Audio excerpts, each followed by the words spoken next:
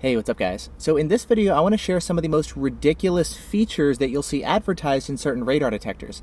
These are typically things that you'll find in lower tier radar detectors where there's nothing particularly interesting or noteworthy about the detector, and the marketing people are kind of trying to find something appealing about it. A transparent windshield, round tires, a headlight, another headlight. Wait, what? A lot of the stuff doesn't make any sense. It's kind of ridiculous, and so I want to share some of my favorite ones that I've seen with you guys. Starting off, one of the most classic ones is going to be with Cobra. They'll advertise detectors having 9 bands or 14 bands, all this kind of ridiculous stuff. There's only 3 bands of radar that are used here in the United States. There's X-band, K-band, and Ka band. That's it. There is Ku band, which is in use overseas, and it's authorized for use here in the US, but nobody actually uses it. It's only XK and Ka. What they're doing, they're making up a bunch of bands effectively. They'll say there's a bunch of different laser bands, different laser guns with different pulse rates. It's just you detect a laser or not. There's also SWS, they'll advertise, the safety warning system. That is a type of K-band radar system that was used years ago to alert on your radar detector if there's a construction zone ahead or something like that, basically a notification system. But that went out of use years ago, and a lot of detector companies are actually phasing that out of their detectors altogether, but Cobra will refer to that as a band as well. And that's just something that's done to try to make their detectors seem like they have more features. You know, oh, this is a 14 band detector, it must be better than the 9 one, it detects more, I should buy the more expensive one. Another common one is the ability to detect pop radar. Pop is a type of very fast radar that's designed to specifically attempt to defeat radar detectors, but a lot of detectors are designed to be able to detect pop. The thing is, pop really isn't in use pretty much anywhere. Additionally, pop is not legal to be used to issue tickets. They could use it to preview your speed, and they have to switch to normal radar after that, but it's not something that you'll see in practice, and most people actually turn it off to get better performance and to cut out all the false alerts that you will see on pop. And so if a detector can detect it or not is kind of irrelevant.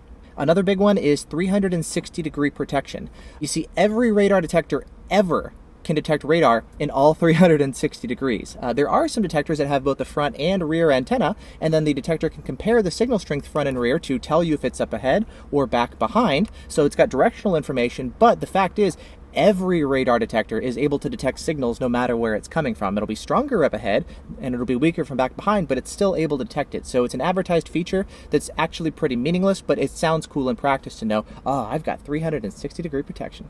Awesome. Another one is going to be VG2 immunity. The VG2 is a radar detector that was developed in the 1980s. In the early 1990s, some manufacturers figured out that they could just change the local oscillator frequency inside the radar detector so that it's not something that the VG2 is searching for, and then boom, now your radar detector is undetectable by the VG2. Since then, and again, this was decades ago, almost every radar detector has made the same change, and so they're no longer detectable. Now, the VG2, it's been discontinued for a while now. The new version of it is the Spectre. There's been several generations of that one. The latest one is the Spectre Elite. Some radar detectors will advertise they are undetectable by the earlier versions of it, like the Spectre 1 and whatnot, which, again, who cares? What matters is what's in use today, not what was in use decades ago. And then finally, one of my favorite ones is when they advertise they have the ability to detect the latest instant-on guns. Instant on is basically just taking your radar gun and having it in hold where it's not transmitting, and then you press a button so that it starts transmitting. All it is effectively turning your radar gun off and on. This is something that police officers can do all the time to try to avoid detection. There's nothing new about it. It can be a handheld gun where you squeeze the trigger, or it could be a dash mount gun where you push the button. It's kind of like advertising the fact that a TV has a remote control that allows you to turn it on and off. Like, wow. This actually dates back to, again, decades ago, where early radar guns didn't have like a hold button. Basically, you plug it in, and when it has power, it's always transmitting. But then they realized, hey, radar detector users can pick them up, and so they added a hold button so that the radar gun could stop transmitting for a bit, and the officer could attempt to evade detection. This is nothing new. It's not some sort of novel technology. It's, again, the equivalent of a remote control for your TV.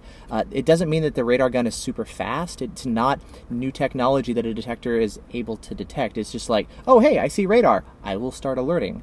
That's what a radar detector does. There's nothing special about it. And so whenever I see, we detect the latest instant-on radar guns, I'm like, when was that ad written? Like 30, 40 years ago? That's not even a thing. So Anyways, these are some of the classic ones. There's plenty more that we could talk about, but these are a few of my favorites. Let me know if I've missed any, some of your favorite ones that you've seen advertised as far as maybe scrambling capabilities, which doesn't exist and isn't even a thing. Anyways, these are a few of my favorite kind of ridiculous BS marketing things. I want to do another video, kind of a follow-up to this one, that goes over the features that actually are useful. If you're looking at a radar detector and you're like, okay, well, these are the BS things that they're just trying to make their detector sound cool. What are the things that are actually useful? Well, that's what I want to cover in a follow-up video. So make sure you're subscribed. That's going to be coming up soon. And yeah, thanks for watching. Hope you guys have enjoyed this, and I'll see you in the next video.